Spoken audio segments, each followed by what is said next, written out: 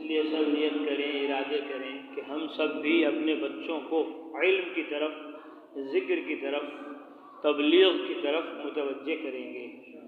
یہ سبق ہے بزرگان دین کا، اولیاء اللہ کا، انبیاء علیہم الصلاۃ والتسلیمات کا، کہ لقمان اپنے بیٹے سے کہہ رہے یا بنیا لا تشرک باللہ، بیٹے شرک مت کرنا۔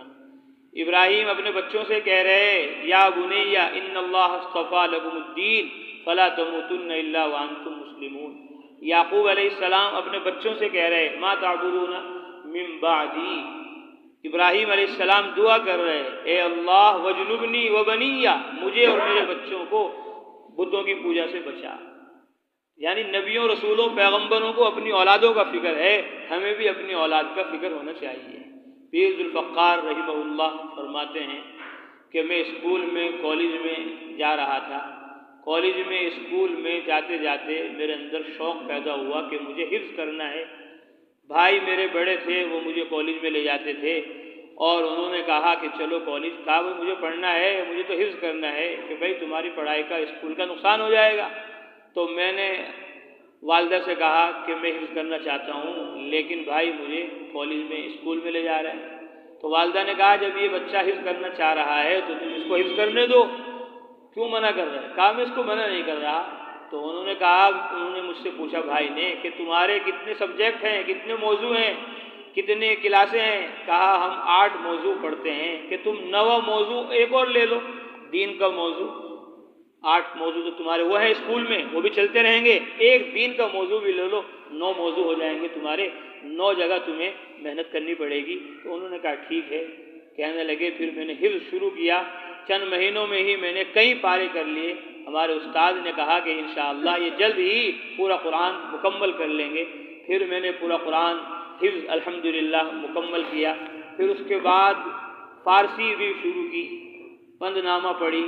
فرماتے ہیں پند نامہ جو فارسی کی کتاب ہے، ہمارے مدارس میں یہاں پڑھائی جاتی ہے، کہ میں نے بہت بڑا حصہ تصوف کا، خانقاہ کا، تزکیہ کا، اصلاح ظاہر و باطن کا پند نامہ سے ہی حاصل کر لیا۔ پھر اس کے بعد گلستہ پڑھی، بوستہ پڑھی، پھر مالا بدھا پڑھی۔ اس سے اللہ تبارک و تعالیٰ نے میرے اندر ایک جذبہ، فکر پیدا فرمائی، اور فرماتے ہیں جب میں 5ویں کلاس میں تھا اس وقت میں ہی میں نے تذکرۃ الاولیاء، جو اولیاء اللہ بزرگان دین کی سوانح ہے، ان کی حیات ہے، 5ویں سال میں ہی میں نے اس کو مکمل کر لیا تھا۔ اور میں نے سنا تھا کہ حضرت محمد مصطفیٰ صلی اللہ علیہ وسلم کا دیدار اور آپ صلی اللہ علیہ وسلم کی زیارت انہی لوگوں کو نصیب ہوتی ہے جو لوگ اپنی آنکھوں کی حفاظت کرتے ہیں، نہ محرموں کو نہیں دیکھتے، پاک اپنی نگاہ رکھتے ہیں، تو رسول پاک صلی اللہ علیہ وسلم کی زیارت انہی کو نصیب ہوتی ہے۔ کہ جب میں نے یہ سنا تو میں نے اپنی نگاہ نیچے رکھی اور نیچے رکھ کر آنے جانے لگا، یہاں تک کہ ہمارے رشتہ دار، ہماری خالائیں، پھوپھییں اور مستورات شکایت کرنے لگی کہ تمہارا بیٹا تو گزر جاتا ہے ہمارے پاس کو لیکن کبھی ہمیں سلام بھی نہیں کرتا، کیسا تمہارا بچہ ہے جس کو تم نے سلام بھی نہیں سکھایا۔ پھر والدہ میری پکڑ کرتی تھی اور کہتی تھی کہ بھائی تم سلام کیوں نہیں کرتے؟ کہ امی مجھے تو پتہ ہی نہیں چلتا میرے پاس سے کون گزر رہا ہے، آپ خالہ سے پوچھو، پھوپھی سے پوچھو، جو عورت شکایت کر رہی ہے اس نے سلام نہیں کیا تو ان سے پوچھو کیا انہوں نے تمہاری طرف دیکھا بھی تھا یا نہیں؟ وہ کہتے کہاں دیکھا ہی نہیں، یہ تو بس نیچے نگاہ کرتے ہوئے جا رہا ہے۔ کہ امی جب میں نے دیکھا ہی نہیں تو سلام میں کیسے کرتا؟ اگر میں دیکھتا تبھی تو سلام کرتا، تو میں اتنی نگاہ کو چھپا کر رکھتا، جھکا کر رکھتا، کسی کی طرف نگاہ نہیں کرتا، حالانکہ میں ابھی بالغ بھی نہیں ہوا تھا۔ تو میں نے اس کا پورا اہتمام کیا۔ عورتیں شکایت کرتی آ کر، اور مجھے عورتوں پر غصہ آتا بہت کہ ہر عورت کوئی خالہ بنی ہوئی ہے، کوئی پھوپھی بنی ہوئی ہے، کوئی تائی بنی ہوئی ہے، کوئی چچی بنی ہوئی ہے اور شکایت کر رہی ہے میری امی سے کہ یہ ہمیں سلام نہیں کرتا۔ تو میں نے اپنی نگاہوں کی حفاظت کی۔ اللہ نے مجھے اس کا یہ صلہ دیا کہ 30 سال کی عمر ہوتے ہوتے حضرت محمد مصطفیٰ صلی اللہ علیہ وسلم کی میں نے 100 مرتبہ خواب میں زیارت، 100 مرتبہ 30 سال کی عمر ہوتے ہوتے اللہ تبارک و تعالیٰ نے مجھے حضرت محمد صلی اللہ علیہ وسلم کی 100 مرتبہ خواب میں زیارت کرائی. تو یہ اپنی نگاہوں کی حفاظت تھی. پھر اس کے بعد ہم اپنے علاقے سے لاہور آ گئے اور پھر ہم نے سلسلہ سرمیت عامل تک کہنے لگے. ہماری تعلیم مکمل ہو گئی تھی وہاں جنگ میں. پھر لاہور میں ہم آ گئے, کالج میں, یونیورسٹی میں پڑھنے لگے. تو ہم نے کہا یہاں بھی کوئی موقع ہمیں ملنا چاہیے علم کا. تو وہاں ہم نے علماء سے تعلق قائم کیا اور جو کتابیں ہماری رہ گئی تھی ان کتابوں کو بھی ہم نے پڑھنا شروع کیا. مدرسے والے خوش ہو گئے کہ ایک انجینئرنگ پڑھنے والا طالب علم کالج سے, اسکول سے یہاں ہمارے مدرسے میں آ کر پڑھے گا. تو مدرسے والے خوش ہوئے اور بعض اساتذہ سے میں نے کتابیں مکمل کی, یہاں تک کہ اللہ تبارک و تعالیٰ نے بخاری شریف بھی ہماری مکمل کرا دی. اور پھر 1983 میں اللہ تبارک و تعالیٰ نے ان کو ایک بہت بڑے بزرگ اللہ والے شیخ غلام حبیب نقشبندی رحمہ اللہ, ان سے ان کو خلافت ملی 1983 میں. پھر اس کے بعد ملکوں کا انہوں نے سفر کیا, کتابیں لکھی, 150 کتابیں انہوں نے لکھی. اور جب میں اسی دوران کالج میں پڑھ رہا تھا تو میں نے اپنے شیخ سے کہا کہ مجھے مسائل کی ضرورت پیش آتی ہے, کس سے معلوم کروں؟ کہا مفتی جمیل صاحب ہیں تھانوی, وہ جامعہ اشرفیہ میں پڑھاتے ہیں, تم ان کے پاس جاؤ اور ان سے جا کر مسئلہ معلوم کرو. کہنے لگے میں ان کے پاس گیا, مفتی جمیل صاحب تھانوی رحمۃ اللہ علیہ کے. تو ایک آدمی سے کھڑے ہوئے بات کر رہے تھے. میں نے کہا حضرت, میں نے سلام کر کے کہا آپ سے کچھ معلوم کرنے آیا.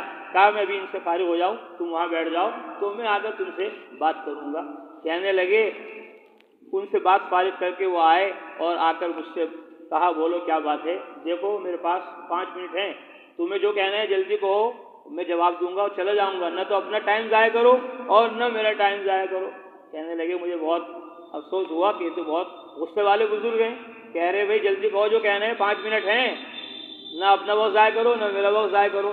تو میں نے کہا حضرت میں آپ سے ایک بات معلوم کرتا ہوں کہ حضرت محمد مصطفیٰ صلی اللہ علیہ وسلم سر سے لے کر پاؤں تک آپ صلی اللہ علیہ وسلم کی شکل صورت, آپ کا لباس, آپ کا حلیہ اور آپ کے روزانہ کے طور طریق کیا تھے, آپ مجھ کو وہ بتا دیجئے تاکہ میں حضرت محمد مصطفیٰ صلی اللہ علیہ وسلم کے جیسا ہو جاؤں, ان کے طور طریقے پورے میری زندگی میں آ جائیں. تو مولانا کہنے لگے, بہت خوش ہوئے اس سوال پر, اور انہوں نے مجھے 1.5 گھنٹہ, ابھی تو کہہ رہے تھے 5 منٹ ہیں بس جو کہنا ہے کہہ لو, 1.5 گھنٹے تک مجھے حضرت محمد مصطفیٰ صلی اللہ علیہ وسلم کی ساری سنتیں بتانے لگے کہ یہ آپ صلی اللہ علیہ وسلم کی یہ سنت ہے, آپ کی وہ سنت ہے. اور کہا کہ ٹھیک ہے تم میرے پاس آیا کرو, جب بھی کوئی بات ہو تو یہاں میں دارالفتہ میں رہتا ہوں اور وہاں میں پڑھاتا ہوں اور وہاں میں فتوے لکھتا ہوں. جب میں فارغ ہوا کروں گا تو تم کو اشارہ کر دوں گا تو تم آ کر مجھ سے مل لینا, پھر میں تمہیں وہ بات بتاؤں گا جو تم مجھ سے پوچھنا چاہتے ہو. کہنے لگے پھر میں نے روزانہ معمول بنا لیا اور میں مفتی جمیل صاحب تھانوی کے پاس پہنچا اور ان سے روزانہ مسائل پوچھنے لگا, فضائل پوچھنے لگا, پورا دین ان سے سیکھنے لگا. ایک دن میں نے ان سے کہا کہ جی میں گیا اور میں نے روٹی ووٹی کھائی اور آ گیا. کہ بھائی روٹی ووٹی کیا کہا؟ دوبارہ کہو. کہ جی میں نے روٹی ووٹی کھائی. پھر کہ روٹی, بھائی روٹی تو سب کو پتہ ہے روٹی کیا ہے. اس کا مطلب یہ ہے کہ تم باتیں بھی زیادہ بناتے ہو, باتیں بھی تم زیادہ بناتے ہو, روٹی کو سب جانتے, روٹی کیا ہے, تو زیادہ بولنے کی بھی تمہیں عادت ہے. اس طرح کہنے لگے. اصل تربیت جو میری کی وہ مفتی جمیل تھانوی رحمۃ اللہ علیہ نے کی, اور علماء دیوبند کی عظمت محبت میرے دل میں سب سے زیادہ جو پیدا کی وہ حضرت مفتی جمیل صاحب تھانوی رحمۃ اللہ علیہ نے پیدا کی. کہنے لگے پھر اس کے بعد میں ہندوستان گیا اور وہاں حضرت مولانا سالم صاحب جو حضرت قاری طیب صاحب رحمۃ اللہ علیہ کے صاحبزادے ہیں, وہ مجھے لے گئے اپنے کمرے میں, اور کمرے میں لے جا کر مجھے انہوں نے ایک چارپائی پہ بٹھا دیا اور کہنے لگے پیر صاحب پتہ ہے میں نے آپ کو یہاں کیوں بٹھایا چارپائی پر؟ تو میں نے مذاقاً کہا کہ حضرت میں ایسا پیر نہیں ہوں کہ جس کے گھر کی بلیاں بھی علم غیب جانتی ہوں, میں ایسا پیر نہیں ہوں, مجھے کیا پتا کہ آپ نے مجھے یہاں کیوں بٹھایا. میں نے ایسا کہا تو انہوں نے کہا میں نے آپ کو چاہا کہ میں آپ کو حدیث شریف کی سند دوں, میں آپ کو اس کمرے میں اس لیے لایا اور اس چارپائی پہ اس لیے بٹھایا کہ یہ حضرت مولانا قاسم نانوتوی رحمۃ اللہ علیہ کی چارپائی ہے, اس چارپائی پہ بٹھا کر میں تمہیں علم حدیث کی سند دینا چاہتا ہوں. کہ پھر اللہ تعالیٰ نے مجھے وہ عالی سند عطا فرمائی حضرت مولانا سالم صاحب رحمۃ اللہ علیہ کے واسطے سے۔ پھر اس کے بعد کہنے لگے ہم لوگ ایک مرتبہ حج کے لیے گئے ہوئے تھے، مسجد حرام میں ہم نے دیکھا، یہ مسجد نبوی میں ہم نے دیکھا کچھ طلبا حدیث کی کتابیں لے کر جا رہے ہیں اور ایک جگہ ایک بزرگ کے پاس بیٹھ گئے ہیں اور وہاں حدیث پڑھنا شروع کی بخاری شریف، اور میں نے کہا بھئی یہ کون ہیں کہ یہ بہت بڑے شیخ ہیں اور یہ اجازت دے رہے ہیں حدیث کی، اور یہ اصل تو ہیں ہندوستان کے لیکن یہ باہر یورپ میں رہتے ہیں، اب یہاں حج کرنے کے لیے آئے، ان کی سند بہت عالی ہے، بہت اونچی سند ہے، تو عرب کے طلبا کو پتہ چلا تو وہ بھی سند لینے کے لیے ان سے آ گئے۔ تو میں نے کہا کہ بھائی ذرا مجھے بھی اجازت مل سکتی ہے حضرت سے سند کی اجازت حدیث کی؟ تو انہوں نے کہا ہاں مل جائے گی، کون ہو تم، کہاں سے ہو، کیا ہو؟ تو انہوں نے کہا جی میرا نام ذوالفقار ہے نقشبندی۔ جیسے ہی میں نے کہا تو وہ طالب علم حیران ہو گیا اور زور زور سے کہنے لگا حضرت حضرت مسجد حرام میں، وہ زور سے بول رہا ہے، وہاں تو آہستہ آہستہ بات ہوتی ہے لیکن جب وہ زور سے بولا مجھے بھی بہت شرم آئی کہ یہ اتنی زور سے کیوں بول رہا ہے، سارے لوگ بھی متوجہ ہو گئے۔ تو شیخ نے اشارہ کر کے پوچھا کیا بات ہے؟ کہا حضرت جو آپ کہہ رہے تھے کہ نقشبندی اگر مجھے کہیں تمہیں کہیں مل جائے مسجد حرام میں، بیت اللہ میں، مکہ میں، مدینہ میں، تو تم مجھے خبر کر دینا، یہ ذوالفقار نقشبندی یہاں بیٹھے ہوئے ہیں۔ کہ جیسے ہی شیخ نے سنا تو وہ بھی کھڑے ہو گئے اور میں بھی کھڑا ہو گیا اور دونوں میں ہماری ملاقات ہوئی۔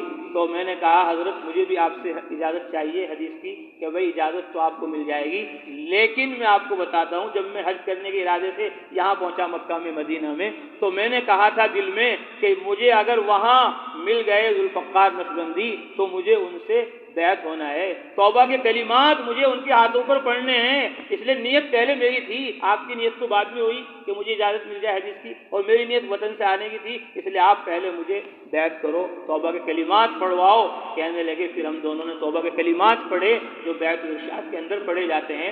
تو کہنے لگے میں نے انہی سے سوال کیا کہ حضرت آپ کو اتنی فکر کیوں ہے اس چیز کی کہ توبہ کے کلمات پڑھوں؟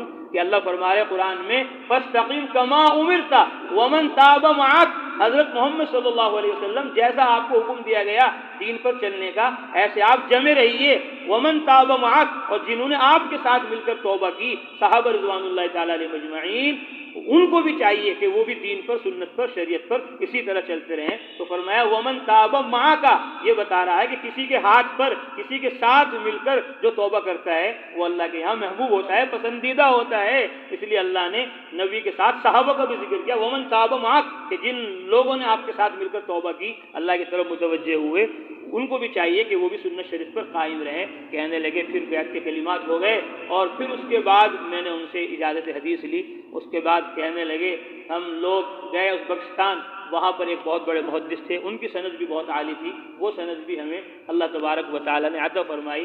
تو وہ علم میں بھی کامل تھے اور ذکر میں بھی کامل تھے اور تربیت میں بھی کامل تھے۔ آج کی مجلس اور اجلاس اسی لیے ہے تاکہ ہم سب بھی، ایک بات اور پیاری یاد آ گئی وہ بھی عرض کر دوں، وہ فرماتے تھے کہ اصحاب کہف، جیسے میں نے شروع میں عرض کیا تھا کہ اللہ تعالیٰ نے نبیوں کا بھی ذکر کیا قرآن میں، وَكُلًّا نَقُصُّ عَلَيْكَ مِنْ أَنْبَاءِ الرُّسُلِ، ان کے واقعات بھی بتائے تاکہ ان سے عبرت لی جائے، اور اپنے نیک بندوں کے واقعات بھی اللہ تبارک و تعالیٰ نے بیان کیے تاکہ ان سے نصیحت حاصل کی جائے۔ چنانچہ حبیب نجار کا بھی قرآن میں ذکر کیا گیا اور لقمان کا بھی ذکر قرآن میں کیا گیا، جو نبی نہیں تھے، اللہ کے نیک بندے تھے، اور قرآن میں اللہ تعالیٰ نے اصحاب کہف کا بھی ذکر کیا جو نبی نہیں تھے، رسول نہیں تھے، اللہ کے بندے تھے۔ انہم فتیۃ آمنوا، اللہ فرماتے ہیں کہ وہ چند نوجوان تھے جو اپنے رب پر ایمان لائے، وزدناہم ہدی، ہم نے ان کی ہدایت کو بڑھا دیا، ایمان کو بڑھا دیا۔ تو اللہ نے اپنے نبیوں کا بھی ذکر کیا، اپنے ولیوں کا بھی ذکر کیا، اسی لیے نبیوں ولیوں کے ذکر کے لیے یہ ہماری مجلس علم و ذکر ہے خانقاہ محمدیہ شیر علی مسجد میں۔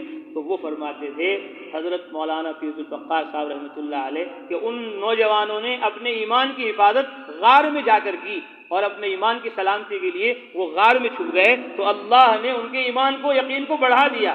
فرماتے تھے اس زمانے میں 3 غاریں ہیں، اگر ہمیں اپنے ایمان کو بچانا ہے، اپنے اعمال کو بچانا ہے، اپنی سنت اور شریعت کو اپنی زندگی میں لانا ہے، تو 3 غاروں کے علاوہ ہمارے لیے دنیا میں کوئی جائے پناہ نہیں ہے۔ پہلی غار مدرسہ ہے، جہاں قرآن سکھایا جاتا ہے، حدیث سکھائی جاتی ہے، سنت و شریعت سکھائی جاتی ہے، علم و ذکر سکھایا جاتا ہے، پورا دین اسلام سمجھایا جاتا ہے، وہ غار مدرسہ ہے۔ دوسری غار، دوسری کہف وہ خانقاہ ہے جہاں علم پر عمل سکھایا جاتا ہے،